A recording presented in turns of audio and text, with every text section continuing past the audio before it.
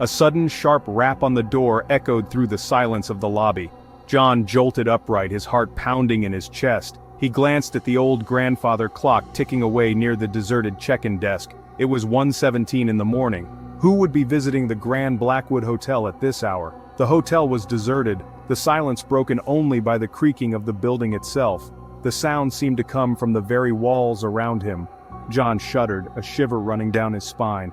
He cautiously rose from his chair, his hand instinctively reaching for the heavy flashlight on the desk. The beam of light cut through the darkness as he cautiously made his way towards the source of the sound. His steps echoed on the marble floor, each one amplifying the silence that followed. As he approached the main entrance, he could swear he felt a cold breath on the back of his neck. John had only been working the night shift at the Grand Blackwood Hotel for a few weeks. He had heard the stories, the whispers of the hotel's dark past, the local legends that painted the grand old building as a place of unrest and sorrow.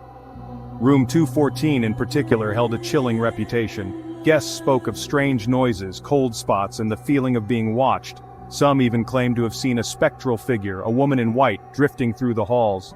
John, a man of logic and reason, dismissed these tales as mere superstition and overactive imaginations. Old buildings creaked and groaned. Drafts were common.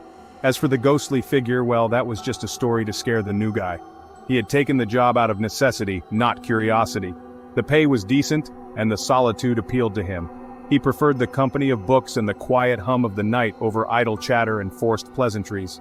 The Blackwood, with its eerie silence and desolate halls, provided him with both.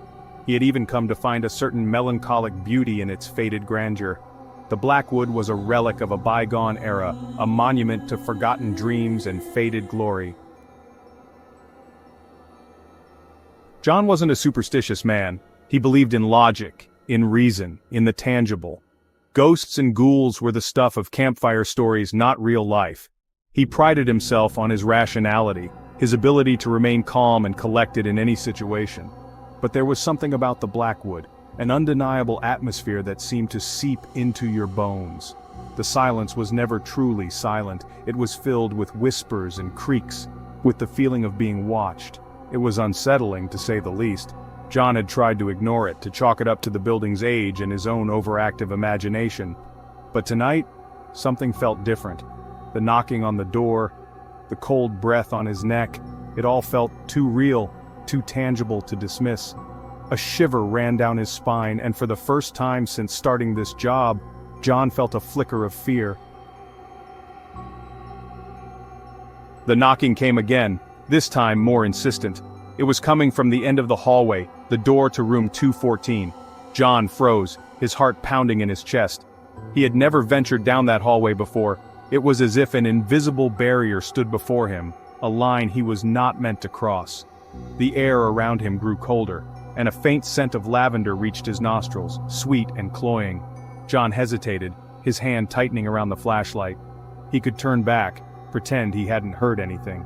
He could tell himself it was just the wind, the old pipes, anything but what he knew it was. But curiosity, or perhaps a morbid sense of duty, compelled him forward. He took a step, then another.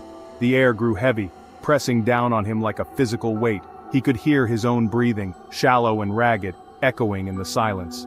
He reached the door to room 214, and hesitated for a moment, his hand hovering over the doorknob. He knew he shouldn't go in, but something drew him forward, an irresistible pull. He took a deep breath and pushed the door open. Section 5. Dare to enter room 214. The door creaked open, revealing a room shrouded in darkness. The air inside was stale and cold, thick with the scent of dust and decay. Moonlight filtered through the gaps in the heavy curtains, casting long, eerie shadows across the room. John stepped inside, his flashlight beam cutting through the darkness. The room was surprisingly well preserved, with antique furniture draped in white sheets, giving it the air of a mausoleum. A four-poster bed stood against the far wall, its white sheets looking eerily like a shroud.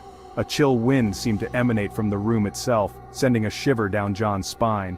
He shone his light around the room, taking in the details. A vanity table with a cracked mirror, a wardrobe with its doors slightly ajar, a fireplace filled with ashes. The knocking had stopped, but the silence that replaced it was somehow louder, more oppressive. John felt a presence in the room, a coldness that seemed to seep into his bones. He shone his flashlight into the corner where he thought he had seen a figure, but there was nothing there. It was his imagination, he told himself. There was nothing in this room but dust and old furniture. Section 6. The ghostly presence makes itself known. Get out. The voice was a low whisper, barely audible, but it sent a jolt of fear through John's entire body. It seemed to come from everywhere and nowhere at once, echoing around the room. He spun around, his flashlight beam dancing wildly in the darkness. "Who's there?" he called out, his voice trembling slightly. The only response was the echo of his own voice and the rustling of the wind outside.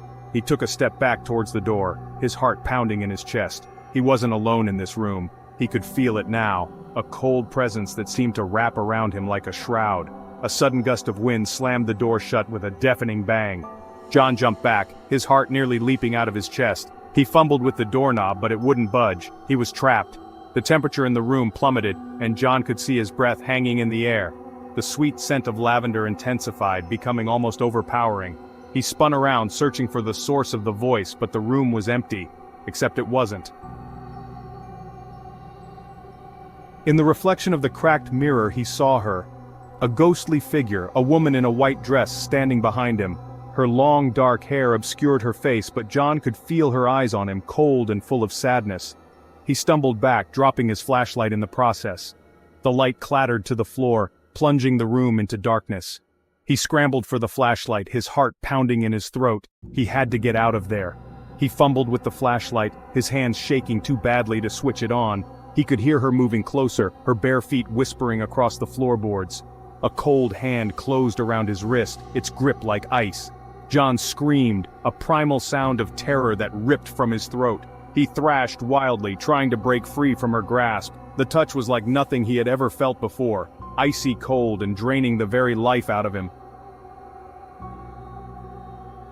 He somehow managed to wrench his hand free and scramble to his feet, his lungs burning for air. He could hear her moving closer, her voice a low, mournful wail that seemed to seep into his very bones.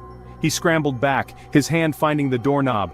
He threw his weight against the door and to his surprise, it swung open. He didn't hesitate, didn't look back. He ran blindly down the hallway, his footsteps echoing in the silence. The cold presence followed him, the scent of lavender clinging to him like a shroud. He didn't stop running until he reached the relative safety of the lobby, his lungs burning and his legs screaming in protest. He collapsed onto the floor, gasping for breath, his eyes wide with terror. The grandfather clock chimed twice. It was 2 a.m. He had been in that room for less than an hour, but it felt like a lifetime. John never went back to room 214. He never even came close to that hallway again. He quit his job at the Grand Blackwood Hotel the next day, leaving behind no explanation, no forwarding address. He tried to forget the events of that night, to convince himself that it was all a bad dream, a figment of his overworked imagination. But the memory lingered, the scent of lavender, the feeling of icy fingers on his skin, the mournful whisper of her voice. He couldn't escape it. He was left with more questions than answers. Who was the woman in white? What did she want? Why was she trapped in room 214? He would never know. He carried the experience with him, a chilling reminder that some things cannot be explained, some doors are better left unopened. He knew, deep down, that he would never truly escape the haunting of room 214. It was a part of him now, a shadow that would follow him forever. The Grand Blackwood Hotel still stands today, a lonely sentinel on a deserted stretch of highway. Locals still whisper about the woman in white, the haunting in room 214. Is it just a story, or is there something more to it, something sinister lurking in the shadows of that grand old building? Perhaps one day the truth will be revealed. But for now, the mystery remains, a chilling reminder that some secrets are best left undisturbed. What do you think really happened at the Grand Blackwood Hotel? Have you ever experienced anything unexplainable? Share your thoughts and stories in the comments below.